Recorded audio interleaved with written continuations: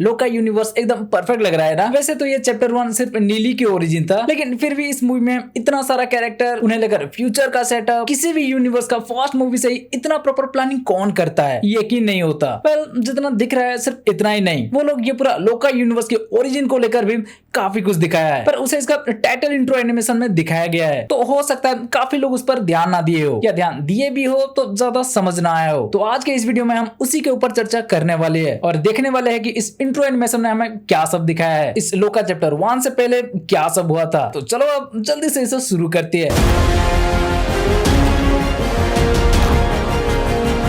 इस मूवी का स्टार्टिंग का जो सीन है वो इस यूनिवर्स का शुरुआत नहीं एंडिंग है, यानी वो क्लाइमैक्स के आसपास का सीन होने वाला है। हम सबको पता है, जब दुनिया पर कब्जा कर लिए होंगे, तबाही मचा रहे होंगे, वर्ल्ड वॉर 3 स्टार्ट कर दिए होंगे और हीरो लोग हर तरह की पैंतरा आजमा के दुनिया को बचाने की कोशिश कर रहे होंगे। तो उसी के लिए उन्हें किसी एक इंपॉर्टेंट चीज की जरूरत होगी, जिसे यहाँ चंद्रा लेने आई है। फिर यहाँ प्रकाश फोन करके चंद्रा को कहता है, देखना इश्तार के आदमी अभी वहाँ पहुंच जाएंगे, और उसके तुरंत बाद सच में वहाँ उसके आदमी पहुंच जाते हैं। मतलब ये इस्तार नाम का जो ये बंदा या बंदी है वही इस यूनिवर्स का मेन विलन हो सकती है, लेकिन ये है कौन? अब देखो, अगर ये 20, 25 या 100 साल की कहानी होती तो उस सिचुएशन में हम कुछ और सोच सकते थे, लेकिन इसमें दिखाया गया है चंद्रा का एज 500 या 1000 साल है। मुथुन यहाँ प्राचीन काल से या उससे भी पहले आया हुआ है, जब इंसान को आग के बारे में भी पता नहीं था भाई, तब वो मॉडर्न नहीं था, खेती तक नहीं जानता था, आदि मानव था। उस टाइम की कहानी इसमें दिखाया जा रहा है। तो इस मूवी का मेन विलन जो होगा, जिसे इस्तार कहा जा रहा है, वो इस प्रेजेंट टाइम का कैसे हो सकता है? इसलिए हो सकता है वो वही इस्तार की बात कर रहे हो जो हजारों साल पहले मेसोपोटामिया की भूमि पर, यानी आज का इराक में जिन्हें पूजा जाता है, उन्हीं का नाम था इस्तार। वो प्रेम और युद्ध की देवी थी और वीनस प्लेनेट में रहती थी, ऐसा बोला जाता है। उनका कहानी सुमेर, अक्काद और बेबीलोन, इन तीनों प्राचीन सभ्यताओं के ग्रंथों में मिलती है और आज भी ब्रिटिश म्यूजियम में और इराक म्यूजियम में इनके बारे में आपको काफी कुछ मिल जाएगा। मतलब इस्तार कोई उंतरू फुंतरू विलन नहीं, वीनस प्लेनेट की एक गॉडेस है। और इसी सीक्वेंस के बाद जो एनिमेशन हमें दिखाया जाता है, वहां हमें इन्हें लेकर, इस लोका यूनिवर्स की कहानी को लेकर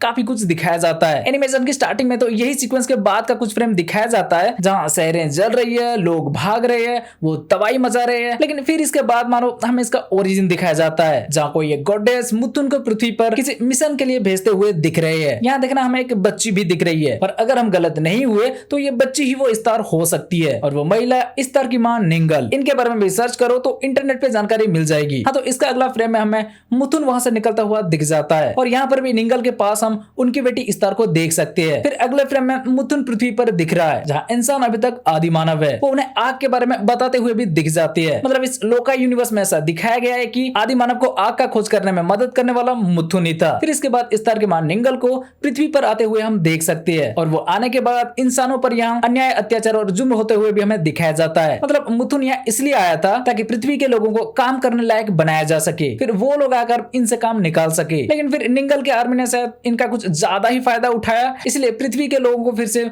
मुथुन के पास जाते हुए हमें दिखाया गया। जी हाँ, ये फ्रेम में वो शायद उनका दुख भरी दास्तान सुना रहे हैं। तो अगले फ्रेम में मुथुन इन्हीं लोगों के लिए, इस्तार के मां निंगल जिनके लिए वो कभी काम करते थे, उन्हीं के साथ लड़ते हुए दिख जाती है। और क्योंकि अभी तक मुथुन जिंदा है तो हम समझ सकते हैं उस वार में मुथुन की ही जीत हुई होगी। फिर आगे पानी में कुछ गिरते हुए और उसमें से एक महिला निकलते हुए दिखाया जाता है, जो कि और कोई नहीं, निंगल की वो छोटी बच्ची इस्तार हो सकती है। और वो पृथ्वी पर आते ही शायद अपना आर्मी बनाना शुरू कर देती है मुथुन से लड़ने के लिए, जिसमें से पहले हमें बहुत सारे बच्चों को दिखाया जाता है, और वो बच्चे इंसानों को दौड़ा दौड़ा कर मार रहे हैं। अब नोटिस करोगे तो ये सारे बच्चे एक जैसे दिख रहे हैं। और इस मूवी का क्लाइमैक्स में आपने भी देखा होगा, माइकल कहता है उसका और 389 भाई है, जो सारे के सारे उसी के जैसे ही दिखते हैं। तो बहुत ज्यादा चांसेस है कि इस्तार पृथ्वी पर आके सबसे पहले ये गोब्लिन या कहीं चातन को ही बनाई होगी, जो स्टार्टिंग से अभी तक सिर्फ इस्तार के लिए ही काम कर रहे होंगे। और बाद में वो कथनार आने के बाद ये माइकल वाला चातन सिर्फ नीली के लिए थोड़ा बदल गया होगा। खैर, इनके बाद एक और कैरेक्टर को दिखाया जाता है जिनके पास एक वुल्फ है। ये कैरेक्टर असल में और कोई नहीं, चार्ली ही है, जो पहले शायद एक हंटर थे। फिर इसके बाद कुछ और फ्रेम दिखाया जाता है जिसमें हमें एक वॉरियर देखने मिल रहा है। वो कौन है ठीक से कह नहीं सकते, लेकिन अगर वो चार्ली ही होगा तो स्टार्टिंग से राजाओं महाराजाओं के लिए लड़ता आया होगा। शायद तभी चैप्टर 2 के अनाउंसमेंट में चार्ली माइकल को कह रहा था कि हिटलर को तुम ही ने मारा है ना,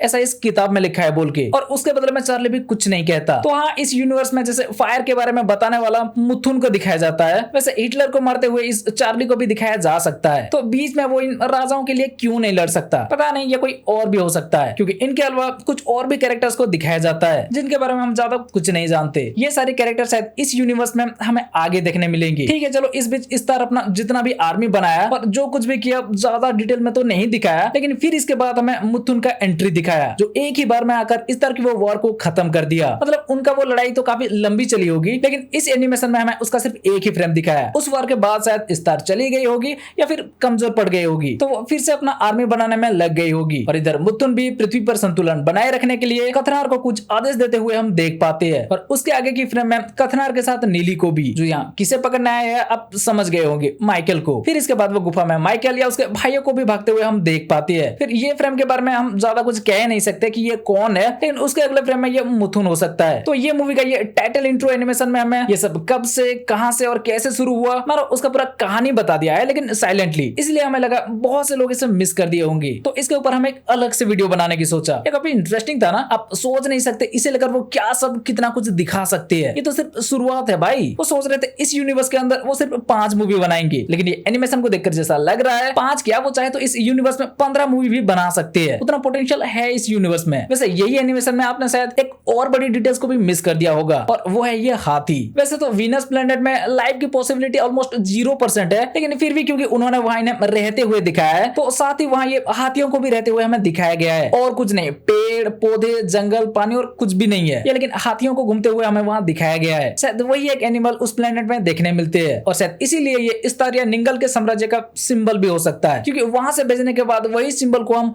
मुथुन के पास देख पाते हैं। और अभी प्रेजेंट में भी वो जो वहां का लोगों के जैसे एक वेपन पकड़े है, उसमें भी हमें एलिफेंट के सिंबल दिख जाता है। और इसके बाद वो स्टार्टिंग का सीक्वेंस में भी इस तरह के लोग जब चंद्रा के पीछे आते हैं, देखना उनका कॉस्ट्यूम में भी हाथी के सिंबल हमें दिख जाती है, क्योंकि वो भी इस तरह के आदमी है। और कभी मुथुन भी इस तरह की निंगल का आदमी, मतलब निंगल का आर्मी हुआ करता था। ये बहुत इंटरेस्टिंग डिटेल्स था ना, मेकर्स ने जैसे क्लेवरली से प्लांट किया है, मानना पड़ेगा। आगे हमें इस सिंबल को लेकर और इस एनिमेशन में दिखाए गए बाकी कैरेक्टर को लेकर भी काफी कुछ देखने मिलेगा। एक एक करके धीरे धीरे वो सब कुछ रिवील करेंगे शायद। भाई जिस हिसाब का वो प्लानिंग कर रहे हैं उसके बारे में सोचने लग जाओ तो अब रहा नहीं जाता, लेकिन क्या करें, इंतजार करना पड़ेगा। इसका अगला पार्ट आने के बाद जाके इस यूनिवर्स के बारे में हमें थोड़ा और जानने मिलेगा। पर उसे छोड़कर अगर आप इस मूवी में और क्या डिटेल सब दिखाया गया है उसके बारे में जानना चाहते हो तो और ज्यादा इंतजार करना नहीं पड़ेगा, क्योंकि उसके ऊपर हम बहुत जल्दी अलग से एक वीडियो लाने वाले हैं। काफी सारी इंटरेस्टिंग डिटेल्स है भाई। लेकिन तब तक के लिए अगर आपको ये वीडियो अच्छी लगी हो तो वीडियो को लाइक शेयर और चैनल को सब्सक्राइब कर दो। चलो फिर मिलते हैं अगले वीडियो में, बाय।